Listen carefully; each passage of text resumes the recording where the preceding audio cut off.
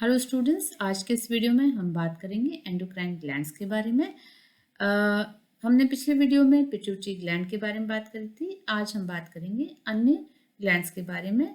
Pituitary के अलावा thyroid gland, parathyroid, adrenal, pancreas and sex glands हैं जो कि एंडोक्राइन ग्लैंड्स का हिस्सा है। सबसे पहले बात करते हैं एड्रिनल ग्लैंड की। एड्रिनल ग्रंथि का स्थान हमारे शरीर के किडनी के ऊपर होता है और एड्रिनल ग्रंथि को दो भाग में बांट सकते हैं, बाहरी भाग और भीतरी भाग। बाहरी भाग को एड्रिनल कॉर्टेक्स कहा गया है और भीतरी भाग को एड्रिनल मेडुला कहते हैं। जो एड्रिनल कॉर्टेक्स है, इसके द्वारा जो हार्मोन निकलता है उसे कॉर्टिन कहा जाता है और कॉर्टिन के द्वारा शरीर के कार्बोहाइड्रेट्स और नमक के मेटाबॉलिज्म का निर्धारण होता है। ऐसा देखा गया है कि यदि एड्रिनल ग्रंथि का ये एड्रिनल कॉर्टेक्स ठीक ढंग से कार्य नहीं करता या किसी तरह से इसके अंदर कोई समस्या आ जाती है या किसी कारणवश ये कार्य करना बंद कर देता है, तो इससे संबंधित मेटाबॉलिज्म में समस्या उत्पन्न हो जाती है और कभी कभी व्यक्ति की मृत्यु भी हो सकती है इसकी गड़बड़ी से। दूसरा हमारा जो भाग है इसका वो है एड्रिनल मेडुला। एड्रिनल मेडुला के द्वारा दो तरह के हार्मोन्स निकलते हैं, एक है एपिफ्राइन या एड्रिनलिन और दूसरा है नॉर एपिफ्राइन या नॉर एड्रिनलिन। इन दोनों तरह के हार्मोन्स को संयुक्त रूप से हम कोर्टिकॉल हार्मोन्स कहते हैं। इन दोनों तरह के हार्मोन्स में से एपिफ्राइन जो है इसका महत्व अधिक है क्योंकि इसका संबंध व्यक्ति की इमोशनल स्टेट से है। जब व्यक्ति इमरजेंसी की सिचुएशन में होता है तो ये एपिफ्राइन हार्मोन व्यक्ति को इस इमरजेंसी सिचुएशन से एडजस्ट करने में मदद करता है। दूसरा जो हार्मोन है वो है नॉर एड्रिनलिन। जब ये हार्मोन रक्त में मिलता है तो इसका जो कार्य होता है वो एड्रिनलिन हार्मोन के जस्ट विपरीत होता है। यहाँ पर ये हार्मोन व्यक्ति के अंदर फिर से ऊर्जा को रिस्टोर करने का कार्य करता है।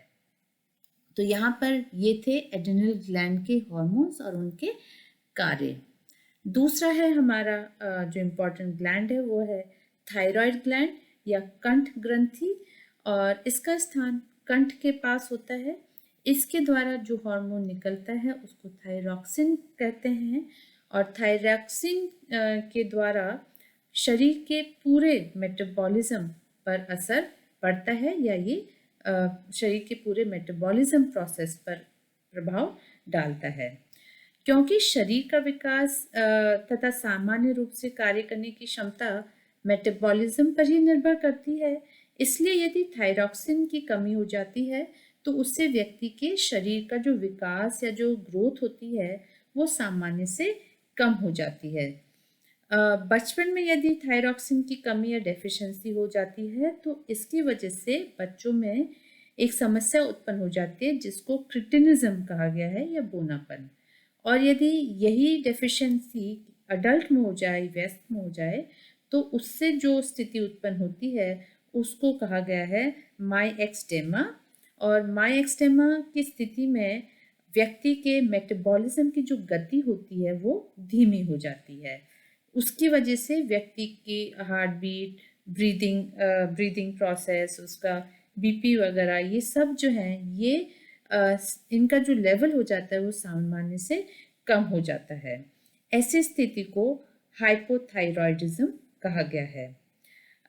दूसरी इसके जिस विपरीत वाली कंडीशन है जब कंठ ग्रंथि अधिक क्रियाशील हो जाती है, तो ऐसी अवस्था में थायरॉक्सिन अधिक मात्रा में खून में मिलने लग जाता है और ऐसी अवस्था को हाइपरथायरॉयडिज्म कहा गया है।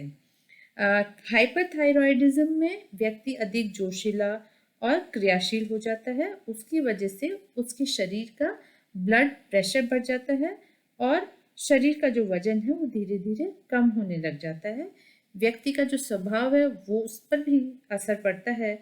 यहाँ पर व्यक्ति चिड़चिड़ा और काफ़ी परेशान लगने लग जाता है। तो ये है थायराइड के हार्मोन्स की इम्पोर्टेंस। नेक्स्ट है हमारा उप कंठ ग्रंथि या पैराथायरॉयड ग्लैंड। ये जो ग्रंथि है ये कंठ ग्रंथि के बगल में ही पाई जाती है और इसके द्वारा पैराथॉर्मोन सिक्रीट किया जाता है, जिसके द्वारा खून में कैल्शियम तथा फॉस्फेट की मात्रा का निर्धारण होता है। नेक्स्ट है आपका पैनक्रियास। पैनक्रियास जो है ये एब्डोमेन में लोकेटेड होते हैं और इनके द्वारा दो जो इम्पोर्टेंट हार्मोन सिक्रीट होते हैं उनके नाम है इंसुलिन एंड ग्लूकागॉन।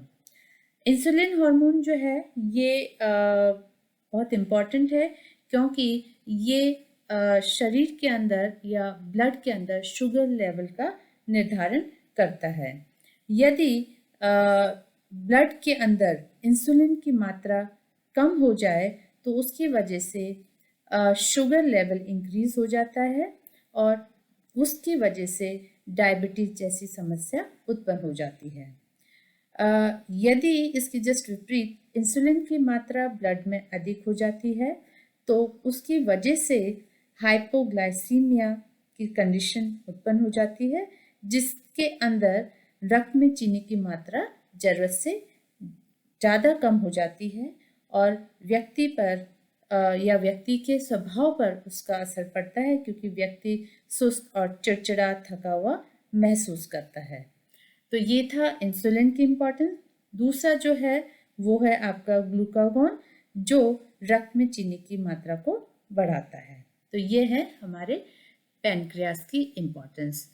और लास्ट वाले जो ग्लैंड्स हैं वो है female sex glands, sex glands. इनमें से फीमेल सेक्स ग्लैंड्स को ओवरी कहते हैं, मेल सेक्स ग्लैंड्स को टेस्टिस कहते हैं और जो सेक्स हार्मोन्स हैं उनको हम गोनाडल हार्मोन्स कहते हैं। 3 तरह के हार्मोन्स होते हैं जो कि यहाँ पर हैं। पहला है androgen. Androgen basically male hormone है और इसके 2 प्रकार हैं, टेस्टोस्टेरोन एंड एंड्रोजन। एंड्रोजन जो हैं ये इनका रोल होता है पुरुष के अंदर गौण यौन गुणों का विकास करने का, जैसे कि जो मेल होते हैं उनके अंदर मुंह छाना, आवाज़ का भारीपन होना आदि, ये जो सेकेंडरी सेक्सुअल कैरेक्टरिस्टिक्स होती हैं वो एंड्रोजन के द्वारा ही विकसित होती हैं। दूसरा जो हार्मोन है वो है estrogen. Estrogen basically female hormone होता है और ये इस हार्मोन के द्वारा महिलाओं में सेकेंडरी सेक्सुअल कैरेक्टरिस्टिक्स का विकास होता है, जैसे आवाज़ पतली हो जाना, ब्रेस्ट का बढ़ना आदि, ये सारे गुण विकसित होते हैं। और लास्ट वाला है प्रोजेस्ट्रॉन। प्रोजेस्ट्रॉन हार्मोन जो है वो केवल प्रेग्नेंट महिलाओं के अंदर ही सिक्रीट होता है, क्योंकि इसके द्वारा यूट्रस की प्रॉपर फंक्शनिंग की जाती है।